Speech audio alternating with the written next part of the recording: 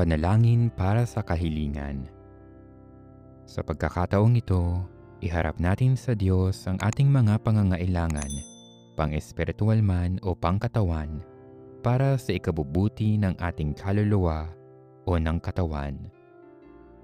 Itaas natin ang lahat ng ating mga kailangan para sa ating sarili, para sa kapwa, at para sa ating pamayanan.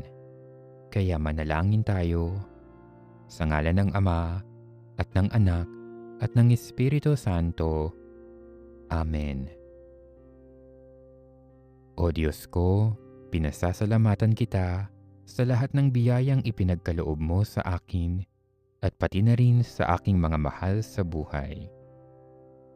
Dahil sa iyong kabutihan at nag-uumapaw na pag-ibig para sa akin, narito ako't lumalapit sa iyo upang hingi ng mga biyaya at pagpapala na kinakailangan ko. Nananalangin ako ngayon ng may buong paggalang, pagpupuri at pananampalataya. Sa iyong awa at habag, dinggin mo nawa ang aking mga panalangin.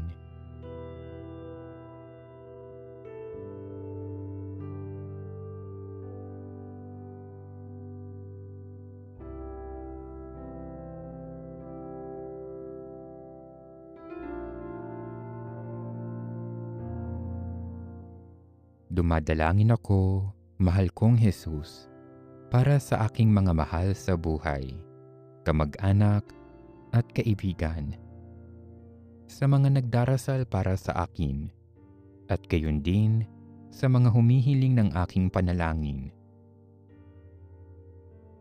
sa mga kasamahan ko sa gawain, sa mga may karamdaman, nagdadalamhati, nalulungkot, nag-iisa sa buhay, kilala ko man o hindi. Sa mga hindi nakauunawa sa aking mga layunin. Sa mga hayagang kumakalaban sa akin. Sa mga kaluluwa ng mga namayapa na. Sa mga minamahal ko na ang kaluluwa ay nasa purgatorio at wala nang nakakaalaala.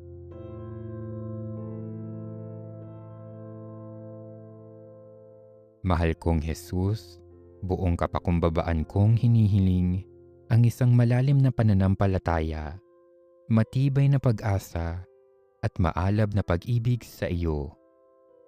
Hinihiling ko ito sa pamamagitan ng aming masintahing Inang Maria.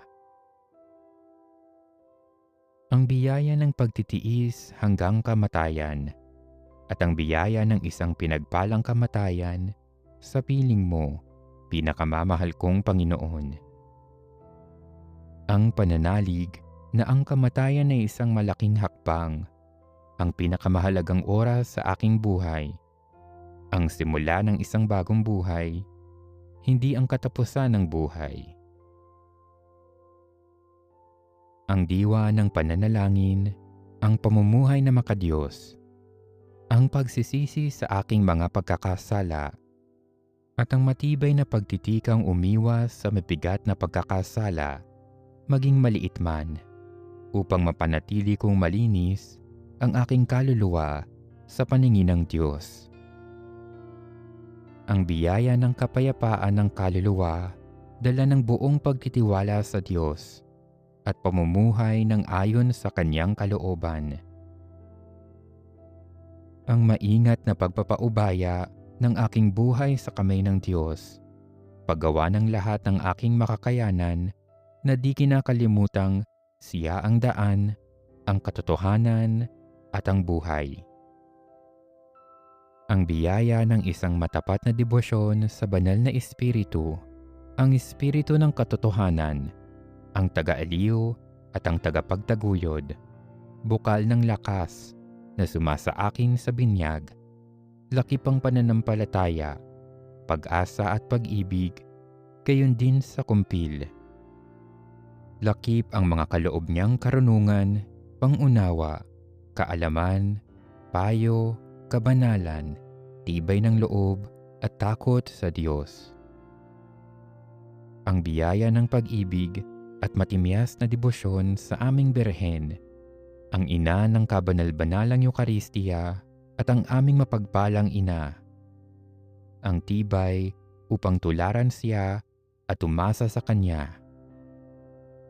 Ang biyaya na maipagkaloob ko ang aking sarili at ang aking pamilya, ang aking gawain at ang aking mga suliranin kay Maria, ang Birhen ng kabanal-banalang sakramento.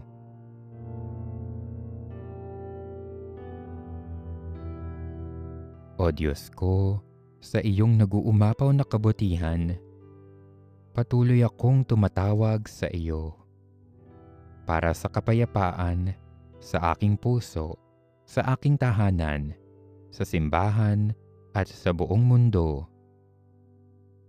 Sa paghahari ni Kristo sa puso ng tao, upang ang lahat ng tao sa lahat ng dako ay makilala ka, ibigin at paglingkuran, o mahal kong Jesus, at makilala nawa nila ikaw, ang aming Panginoon at Diyos.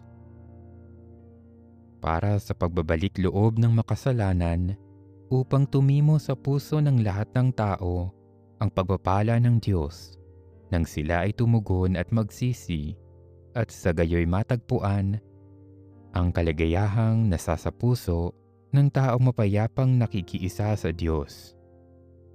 Para sa pagbubuklod-buklod ng mga Kristiyano upang sila'y maging isa, magkaroon ng katuparan ang iyong panalangin sa huling hapunan, o mahal kong Jesus. Para sa katarungang panlipunan, upang sa iyong banal na Espiritu, kaming lahat ay maging magkakapatid sa ngalan mo upang mawala ang pagtatangi-tangi ng lahi. Upang makatulong kaming lahat sa mga dukha, sa mga nagdurusa, sa mga inaapi. Upang sundin naming lahat ang bawat batas at kautusan. Upang ang mga krimen at kahalayan ay mabawasan at tuluyang mawala sa balat ng lupa. Para sa simbahang pandaigdig, upang pagpalain, patnubayan at palakasin ng Diyos ang Santo Papa sa kanyang gawain. Upang ang mga obispo, pari at relihiyoso, pati na ang mga laiko sa lahat ng dako, ay kusang loob na gugulin ang kanilang buhay sa paglilingkod sa iyo, o mahal kong Jesus, nang lubos-lubusan, buong katapatan, kalakip ang diwa ng pagpapakasakit. Para sa bokasyon sa pagpapari at buhay relihiyoso, na magkaroon ng maraming kabataan na tutugon sa iyong paanyaya, halika, sumunod ka sa akin. Na ang mga kasalukuyang pari at relihiyoso ay manatiling matatag sa kanilang bokasyon at magpatuloy ang pagyabong ng kanilang pagpapakabanal. Higit sa lahat, o Diyos ko, pinagmumula ng lahat ng biyaya at pagpapala. Aking lakas at sandigan, takbuhan ko sa lahat ng oras. Sa iyong awa at habag, mapasa akin nawa ang biyaya na maisabuhay at tanggapin ng buong puso ang iyong banal na kalooban, sapagkat tiwala akong mangyayari ang siyang makabubuti para sa aking kaluluwa.